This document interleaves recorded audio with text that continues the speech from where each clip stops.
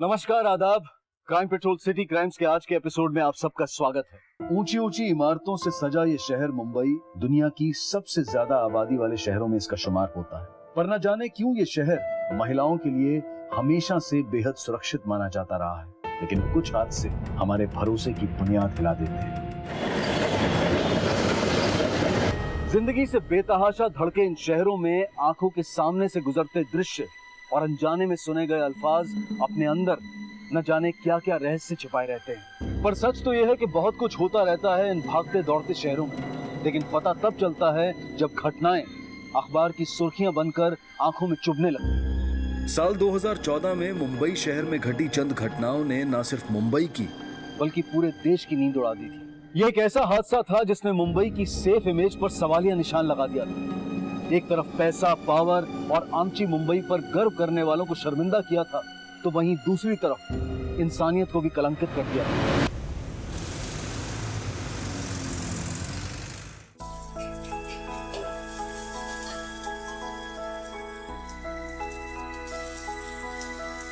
क्या रे, मस्त तेरा हाथ चलता है, एकदम मशीन के माफिक। हाँ, कोई फायदा नहीं।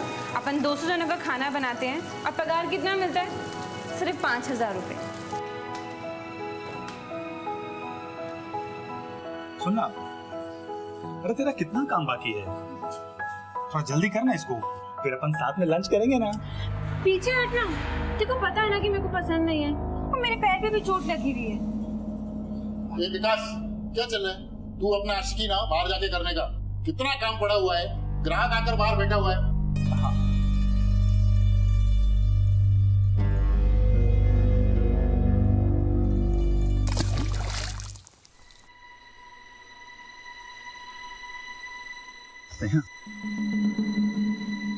वो मैं क्या बोल रहा था कि तू और मैं, I mean, मैं और तू। हाँ बोलना। अपन के दिल में कुछ है तेरे लिए। हाँ तो फिर मेरे को क्या बोल रहे हैं? मेरी आई को बोलना। क्या? अरे तू पागल हो गई क्या? मैं तेरी आई को बोलूंगा आई लव यू?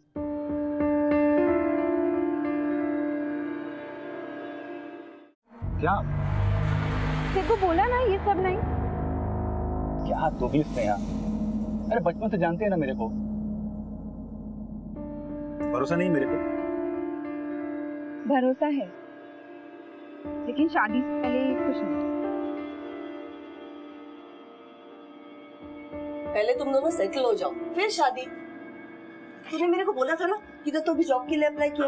हाँ, कंपनी में टेलीफोन ऑपरेटर का काम है और इसने भी एक नई कंपनी में ही अप्लाई किया हुआ है। तो अच्छी बात है ना, पर पहले काम धंधा जमा लो, थोड़ा पैसा जमा करो, फिर शादी के बारे में सोचो। लेकिन आई, हम दोनों मिलजुल के चला लेंगे। क्यों स्नेहा? नहीं, आई सही बोलती है।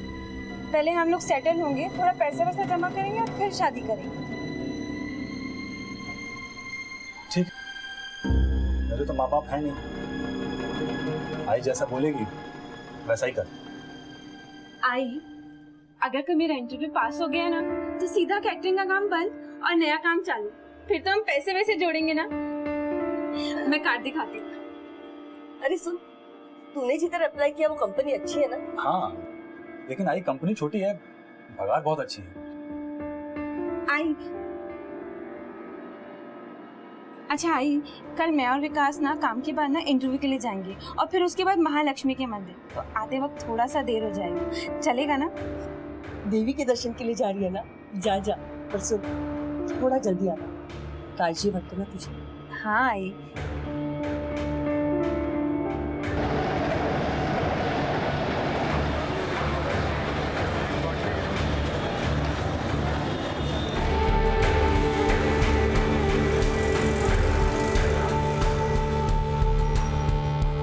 इंटरव्यू तो बहुत अच्छा हुआ है, बस ये नौकरी मिल जाए, इसलिए जाते जाते ना महालक्ष्मी के मंदिर जाएंगे और फिर तुरंत घर।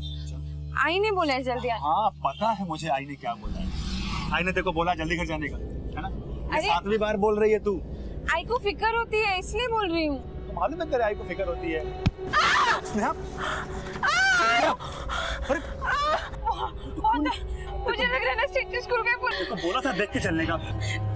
घर चलते हैं, मंदिर कभी और आएंगे। हाँ हाँ ठीक ठीक, चल चल।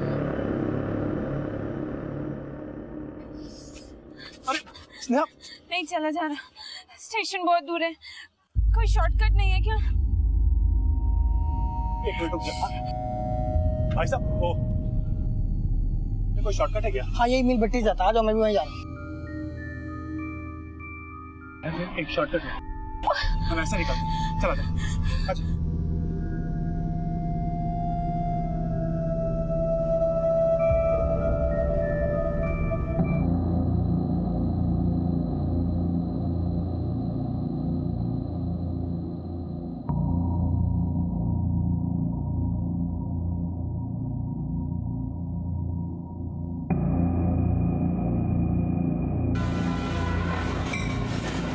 बहुत देर दूर है, चला भी नहीं जाए। हाँ यहाँ पे थोड़ी देर बैठते हैं, फिर उसके बाद निकल जाएंगे। अच्छा इसे बैठ जाए। बहुत दर्द हो रहा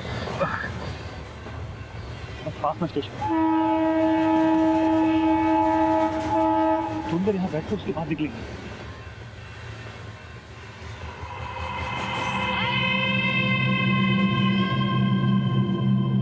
ये जगह बहुत सुनसान है विकास, हम लोग ना यहाँ से चलते हैं, चलो। लेकिन स्नेहा आखिर तू चल भी तो नहीं पा रही है ना, तो थोड़ी देर यहाँ बैठते उसके बाद निकल लेंगे।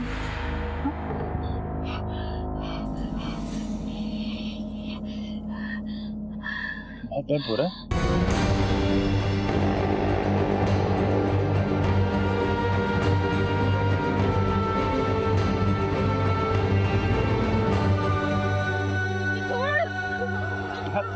देख मेरी बात सुन, मैं सब संभाल लूंगा। हम अभी इसी वक्त चल के मंदिर में शादी कर लेते हैं। मैं मेरे दोस्त के घर चलता हूँ, वो बिलासपुर में रहता है। हम वहाँ जाके शादी कर लेंगे, किसी को कुछ पता नहीं चलेगा। स्नेहा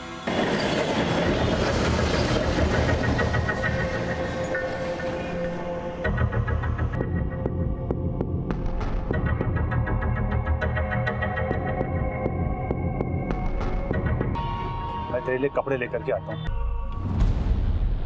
वही स्नेहा का पड़ा।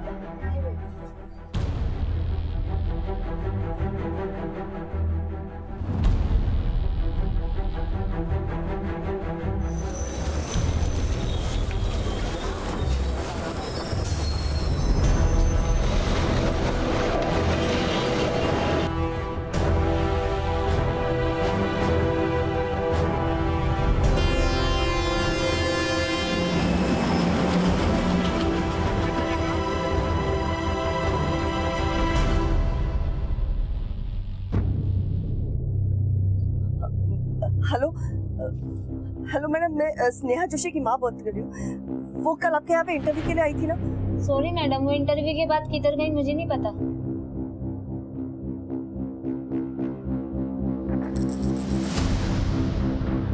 माधव जी, मैं स्नेहा की माँ बात कर रही हूँ। स्नेहा आई थी ना आपके पास कल? वो कल आई थी, लेकिन टाइम से थोड़ा जल्दी ही निकल गई थी। फिर कहाँ गई मुझे पता नहीं है।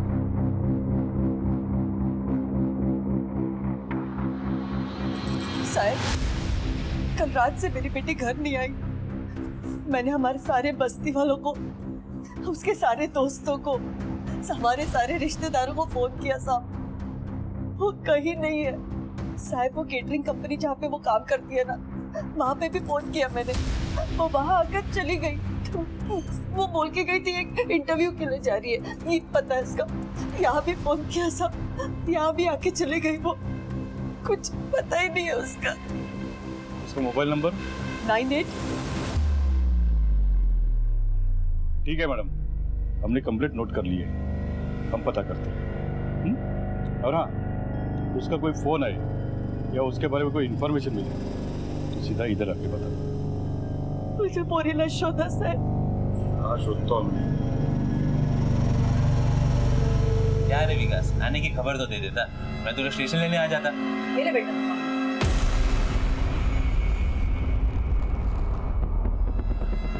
और चाहिए? नहीं,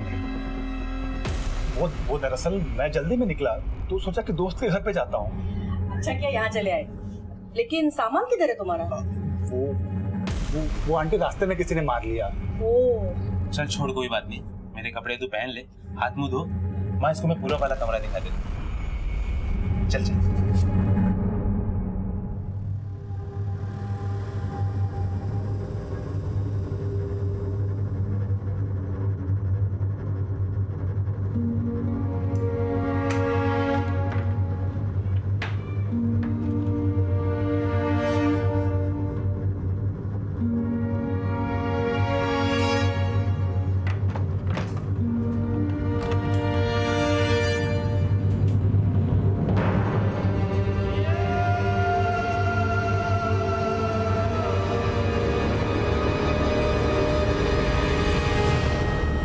मैडम, मैं स्नेहा जोशी जहाँ काम कर रही थी वहीं से बोल रहा हूँ। कल वो यहाँ से जल्दी निकल गई थी। ठीक है, आज एक दिन रुकते हैं, अगर कल नहीं लौटती तो उसकी कॉल रिकॉर्ड से करवाते हैं।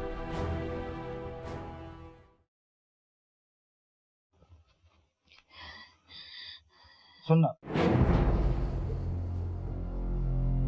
चल डॉक्टर के पास चलते हैं।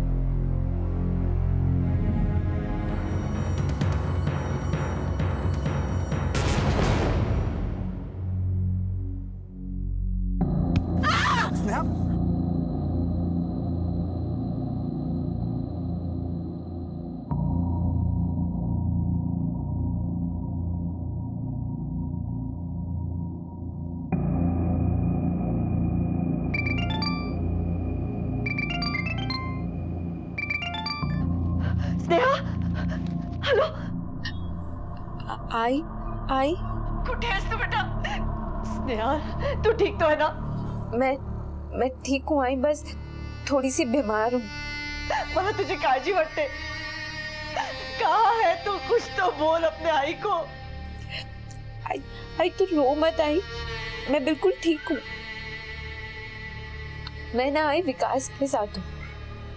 स्नेहा, मैंने तो पुलिस में भी रिपोर्ट कर दिया है। पुलिस? नहीं आई, तू पुलिस को ये बोल कि मैं तुझे मिल गई हूँ। पुलिस को कुछ मत बताना।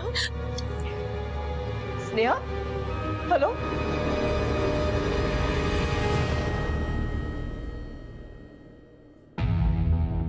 साहब,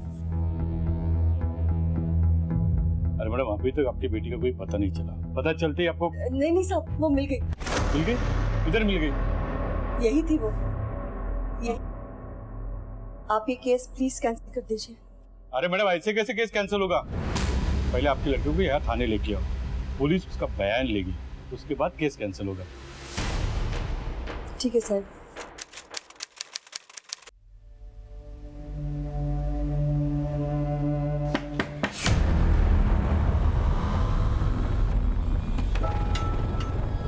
आ गई तुम्हारी बेटी? हाँ, वो काम पे गई है। अरे उसको बोलो एक बार आके थाने में शक्ल दिखा के जाए। बोलती हूँ उसको।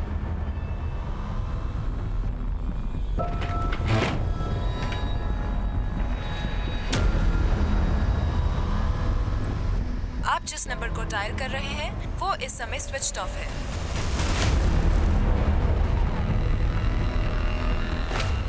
क्या इसका तू बेटा? अरे कहाँ हो तुम लोग? ठीक है हम आते। विकास, अरे ओ विकास, चल पुराने दोस्तों से मिल के आते। बस एक मिनट, मैं अभी आता हूँ। ठीक है।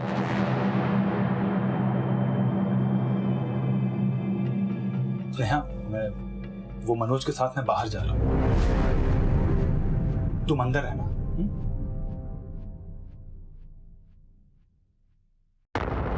किसके साथ बात कर रहे थे? बात? कौन है अंदर? कोई नहीं। मैंने अभी सुनी आवाज। एक मिनट, ये लड़की कौन है? ये लड़की कब से रह रही है? तू कैसे जानता है इसको? मनोज, वो दरअसल हम दोनों ने भाग के शादी की थी, तो क्या? इसलिए उसको यहाँ पे छुपा के रखा। अरे लेकिन आंटी, मैं सब समझाता हूँ आपको। आप आओ ना। एक तरफ स्नेहा की माँ गायत्री स्नेहा के इस तरह अचानक गायब हो जाने से परेशान थी, और वहीं दूसरी तरफ खुद स्नेहा भी किसी दर्द से जूझ रही थी, और इधर पुलिस भी मिसिंग कंप्लेंट पर एक्शन लेते हुए परेशान थी, और विकास भी अपने दोस्त और उसकी माँ से कुछ छिपा रहा था। लेकिन अब गायत्री स्नेहा की मिसिंग कंप्लेंट वापस क्यों लेना चाहती थी? आखिर माँ बेटी के बीच में क्या बातचीत हुई थी? पुलिस ने स्नेहा के बारे में 4-5 बार पूछताछ की, लेकिन क्यों गायत्री हर बार बहाना बनाकर टालती रही? क्या स्नेहा वाकई किसी मुसीबत में थी, या फिर अपनी मुसीबत को छुपाकर वो किसी और बड़ी मुसीबत में फंसने वाली थी?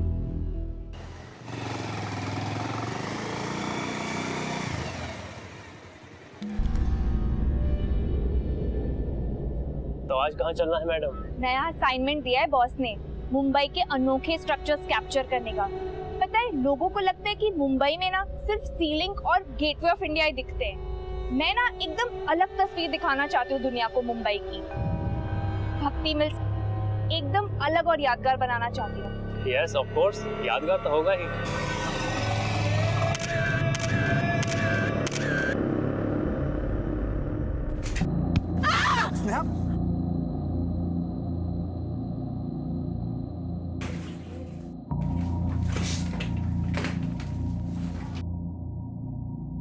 मुझे मुंबई जाना है। क्या? आई से बात हुई है मेरी।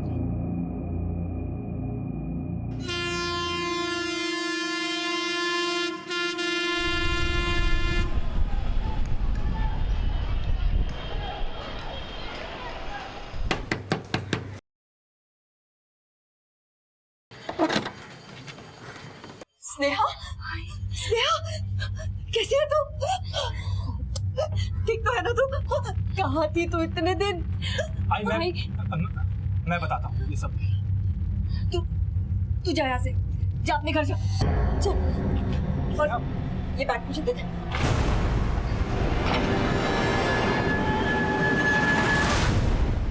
उस रोज जब हम महालक्ष्मी मंदिर जा रहे थे ना आई, तो रास्ते में मेरे पैर पे चोट लग गई थी। तो याद है ना, वो जो चोट लगी थी उसके टांगे फूल गए और बहुत खून निकलने लगा। तो हम लोगों ने प्लान कैंसिल कर दिया मंदिर जाने का, और हम लोग वापस घर आ रहे थे और मुझसे बिल्कुल भी नहीं चला जा रहा था। और हम लोगों ने सोचा कि हम लोग शॉर्टकट लेके घर जाते हैं। शॉर्टकट लेने के चक्कर में आई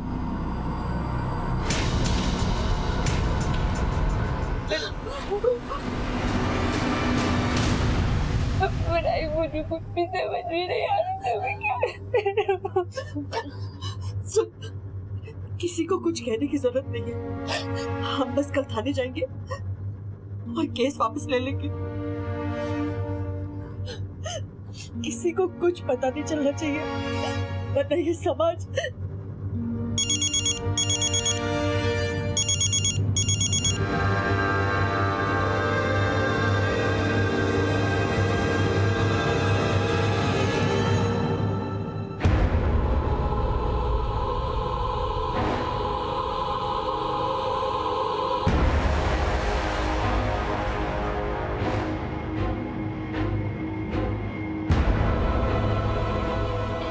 ये है तुम्हारी बेटी।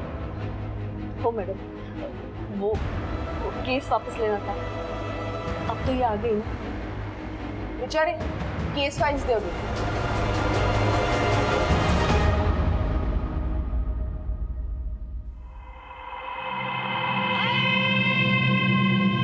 तू यहाँ क्या कर रहा है? अरे वो क्या पूछ रही? मैं कब से उसका फोन करूं, फोन उठा ही नहीं रही मेरा। एक मिनट, इधर आइए। तुम भी। नाम क्या है तुम्हारा? जी, विकास। क्या लगते हो इसके? तो दोस्त है मेरी। सच बोल रहा है ये? अभी 1 महीने से कहाँ थी तुम? क्या हुआ था तुम्हारे साथ? देखो, यहाँ पर किसी से डरने की कोई जरूरत नहीं। कुछ भी तो नहीं। आप केस वापस लीजिए ना। 1 मिनट, मैं इससे बात करूं। क्या हुआ था तुम्हारे साथ? पिछले 1 महीने से तुम्हारी माँ तुम्हें ढूंढ रही है, हम तुम्हें ढूंढ रहे हैं। कहाँ थी तुम? किसी ने कुछ किया तुम्हारे साथ? मारा?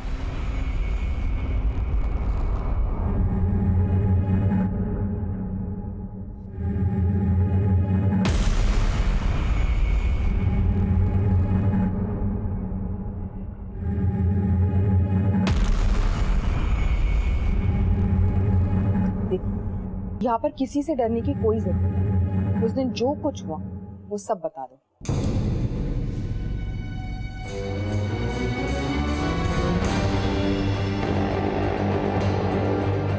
बोलो।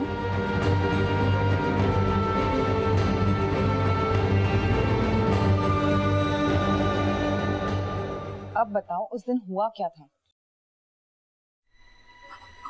उस रोज जब हम लोग महालक्ष्मी मंदिर की तरफ जा रहे थे तो मेरे पैर में चोट लग गई थी और हम लोगों ने भक्ति मील वाले रास्ते से शॉर्टकट लिया रेलवे स्टेशन जाने के लिए।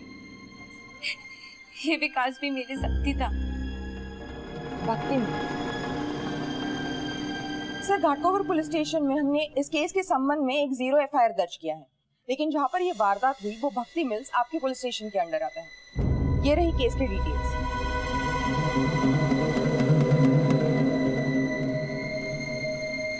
आप बताइए, आपके साथ क्या हुआ? मेरे मेरे पैर में बहुत दर्द हो रहा था, तो इसलिए मैं और विकास वहाँ पर थोड़ी देर आराम करने के लिए रुक गए थे। मैं ना ये रुमाल बांध देता हूँ, इससे तेरा खून बंद हो जाएगा। क्या हो रहा है भाई? तुम लोगों को मालूम नहीं है प्राइवेट इलाका? हाँ हाँ, वो मालूम है, ये प्राइवेट इलाका है। तो दरअसल हम लोग महालक्ष्मी स्टेशन जा रहे थे, तो अचानक इसके पैर में चोट लगी, तो थोड़ी देर बैठ गए थे। तो ऐसे कैसे रुक गए? हाँ, प्राइवेट एरिया ही है, ये बाप का बगीचा नहीं है। बाप पे मत समझा ना। ए, क्या करेंगे? हाँ, तू इधर लड़की के साथ आया ना, टाइम पास भी किया हुआ, तो भाड़ा कौन देगा? हम लोग निकल रहे हैं, विकास किधर छमिया किधर?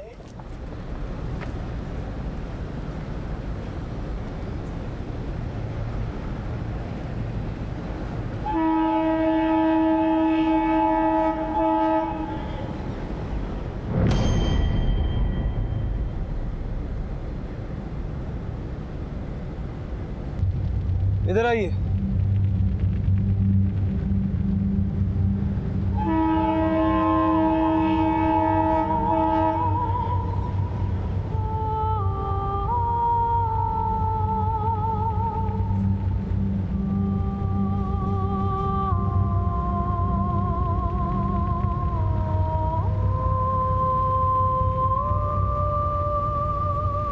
ये दुपट्टा आपका? हाँ, दुपट्टा क्या है? Forensic test certificate. मोहिते, अगर ये दुपट्टा अभी तक यही है तो हो सकता है कि इस केस से जुड़े हुए कई सारे सबूत हमें यहाँ मिल सके। चारों तरफ अच्छे तरीके से छान मार। सर,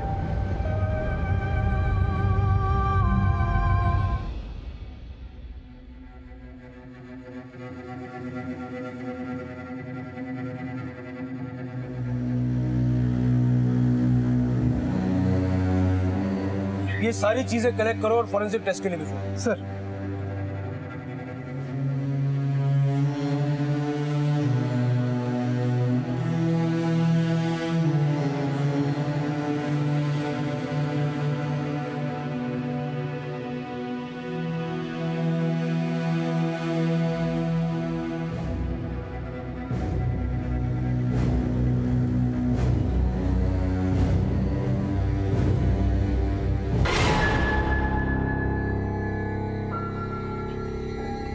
स्नेहा,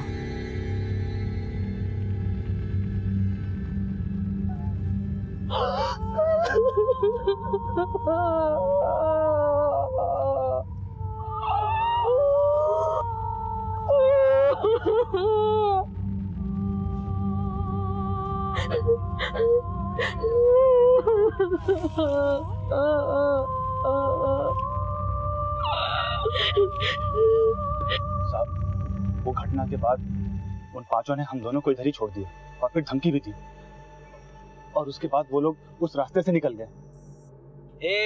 ये रोना धोना बंद कर, समझी? और जो बोल रहा हूँ ना वो कान खोल के ध्यान से सुन।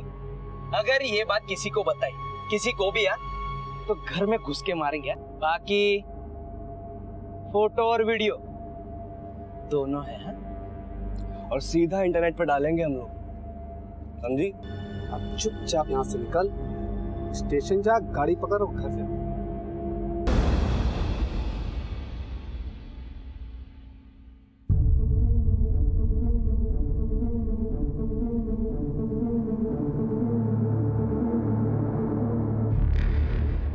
सर, उन लड़कों का क्या करेंगे? आंख खींच लेंगे। उन लड़के भक्ति मिल्स के आसपास के, अपने आदमियों को काम पे लगा। 22 तारीख को फोटो जर्नलिस्ट का केस भी आया था। हाँ सर। क्या कर रहे हो इधर? क्यों, क्या हुआ? वो केस क्राइम ब्रांच देख रही है। आई नो मोहिते, लेकिन एक ही जगह सिमिलर तरीका, सिमिलर वारदात। मुझे पूरा विश्वास है कि ये दोनों केस एक दूसरे से जुड़े हुए हैं। उन लड़कों में से एक भी हाथ में आ गया, जबान खींच के बाकी गिनना मुगल वाले। क्राइम ब्रांच से भी इस केस की रिपोर्ट है। सर, फोटो जर्नलिस्ट के मामले के बाद पुलिस और प्रशासन दोनों सतर्क हो गए।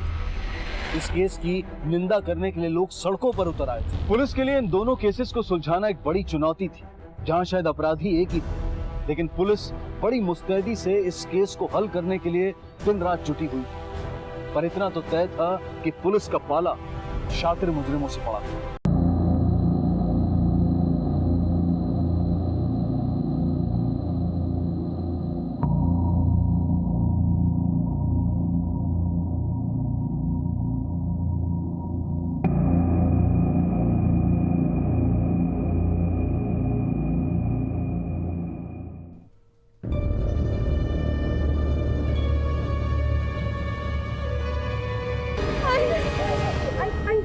इस आदमी को बोलो यहाँ से जाने को आई। मैं डॉक्टर से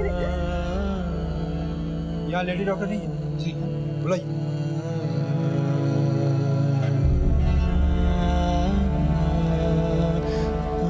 चलो आओ आओ, कोई डरने की बात नहीं, आओ जी।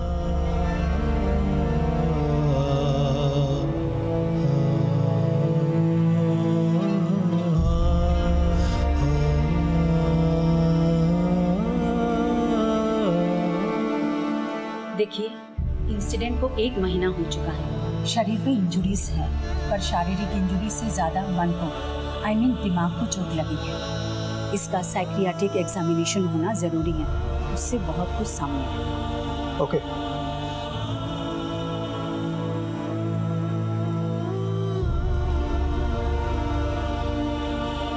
वो लोग जब मैं आंख बंद करती हूँ ना, तो सब मेरे आंखों के सामने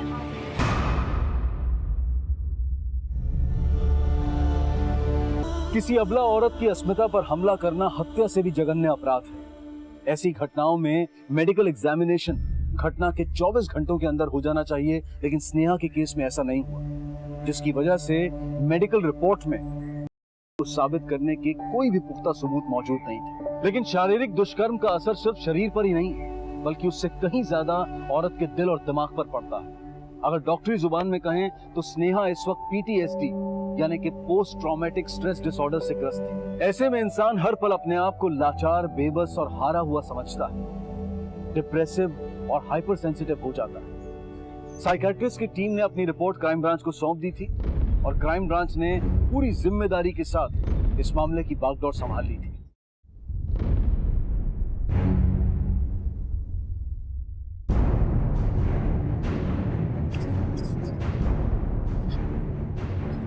वो पांच उनमें से 16-17 साल का लड़का था शायद।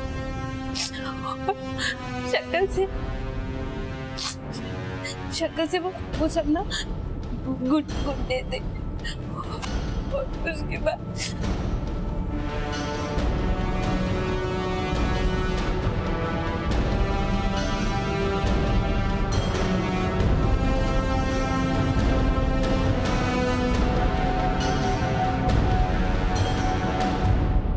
कैबिन को लेकर जाइए।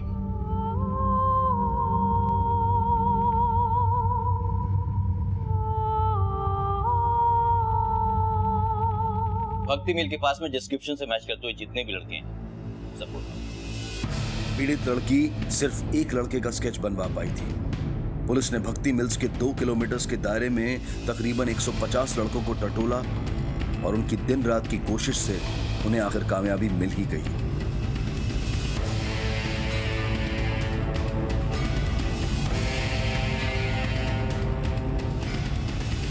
चलो भाई, चल जल्दी।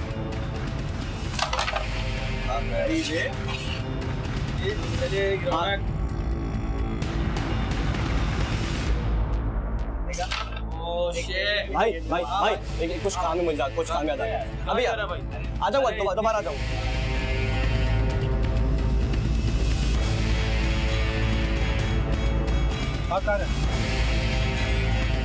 सब मैं कब भाग रहा था, मैं तो घर जा रहा हूँ।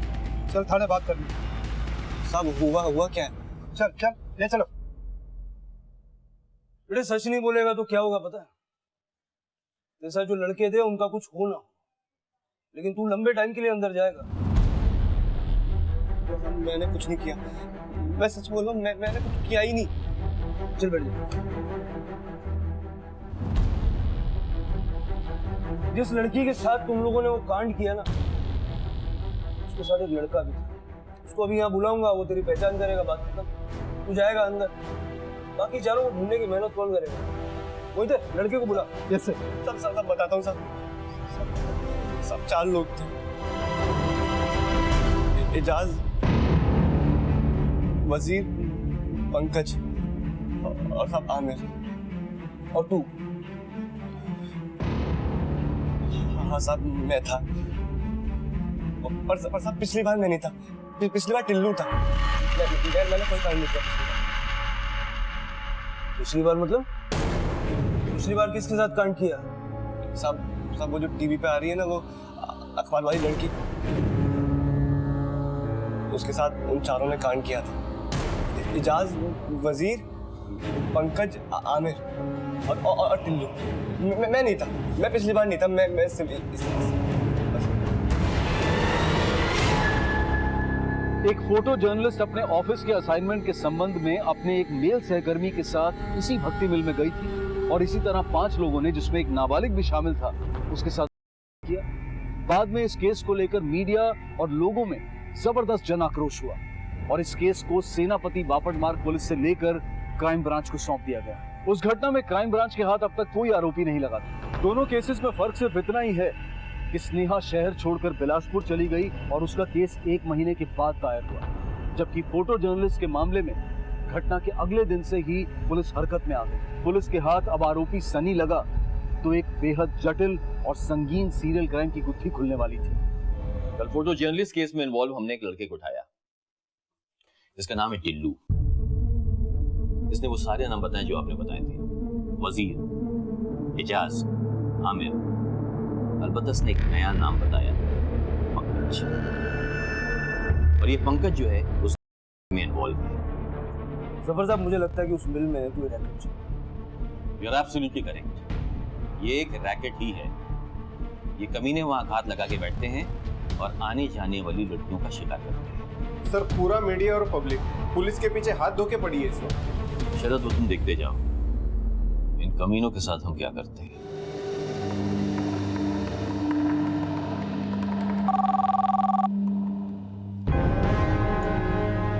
सलाम साहब, अफजल बोल रहा हूँ। बोलो अफजल, क्या खबर है?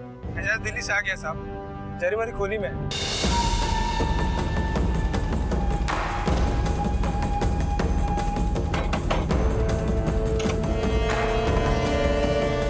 तेरा नाम एजाज? हाँ? अरे क्या हुआ साहब? साहब अरे हाँ साहब, मैं मुमरा से बोल रहा हूँ। वो वजीर शेख है ना, जिसका टीवी पे न्यूज़ आया था, उसको मैंने देखा है उसकी खोली पे जाते हुए।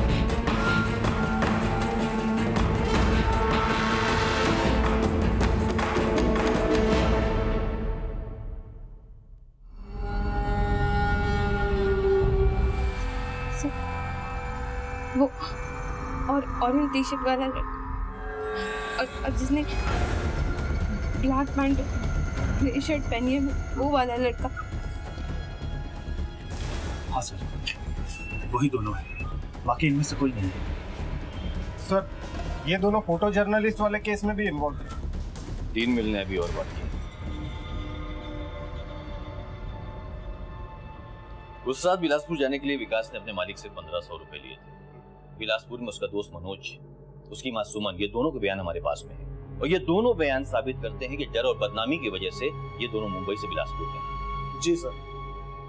और हाँ, फोटो जर्नलिस्ट के केस को टीवी पे देखने के बाद और अपनी मां गायत्री के लगातार मुंबई आकर मिसिंग कंप्लेंट विड्रॉ करने के जिद से स्नेहा मुंबई आ गई और यहाँ आकर पीएसआई नम्रता के सामने उसने अपनी आप बीती सुनाई। सर, गायनाकोलॉजिस्ट और साइकियाट्रिस्ट के बयान से भी इस अपराध की पुष्टि होती है। शरद, हमारे पास में एक पुख्ता सबूत है। ये कॉल रिकॉर्ड। इन 5 के मोबाइल 31 जुलाई और 22 अगस्त दोनों वारदात के वक्त भक्ति मिल में एक्टिव थे। उस दौरान इनकी लगातार आपस में बातचीत हो रही थी और ये एक दूसरे को बुलाकर इस जुर्म को अंजाम दे रहे थे। और तो और दोनों विक्टिम और उनके साथियों के भी फोन इस कंपाउंड के अंदर एक्टिव थे उस वक्त। सर इन सारे अपराधियों की बैठक भक्ति मिल में होती। ये लोग भक्ति मिल से आने जाने वाली लड़कियों को अपना टारगेट बनाते। सर लेकिन कई लड़कियों ने इस बात की कोई कंप्लेंट नहीं दर्ज कराई। यही तो मुश्किल है शरद, ऐसे हालात में अक्सर लड़कियां डर जाती हैं। स्नेहा भी डर गई, लेकिन उसने अपने आप को संभाल लिया। जर्नलिस्ट ने हिम्मत की और रिजल्ट सामने। जिस हैवानियत और प्री प्लानिंग के साथ में जुर्म को अंजाम दिया गया है, ऐसे दरिंदों को तो सिर्फ सजा नहीं देनी चाहिए, इन्हें सूली पे लटका देनी चाहिए। हमारी तो पूरी तैयारी है और कोर्ट के फैसले पे हमें पूरा भरोसा है। दोनों के केसेस इंतहाई नाजुक थे। सभी अपराधियों को पकड़ना बहुत जरूरी था, क्योंकि न जाने और कितनी जिंदगियां खतरे में थी। पुलिस ने कमर कस ली थी और दिन रात काम में जुट गई थी। सारी मशीनरी हरकत में आ गई थी। जागरूक नागरिकों ने हिम्मत का प्रदर्शन किया और एक के बाद एक मिलती इंफॉर्मेशन से सिर्फ 3 दिनों में पुलिस ने सभी मुजरिमों।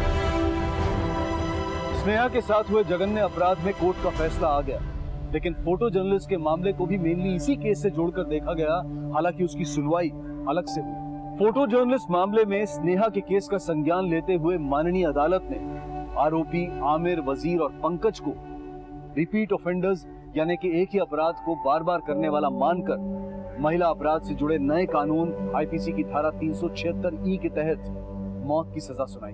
यह अपने आप में एक अप्रत्याशित फैसला था।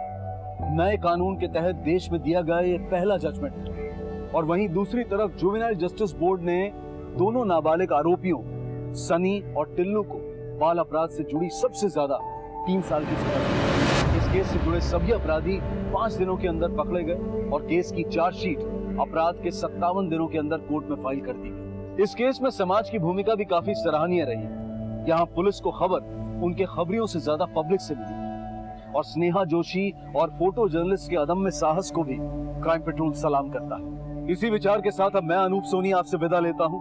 फिर मुलाकात होगी अगले एपिसोड में एक और चौंका देने वाले केस के साथ।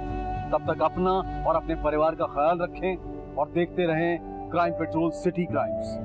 सबक एक को, सीख हम सबको। जय हिंद।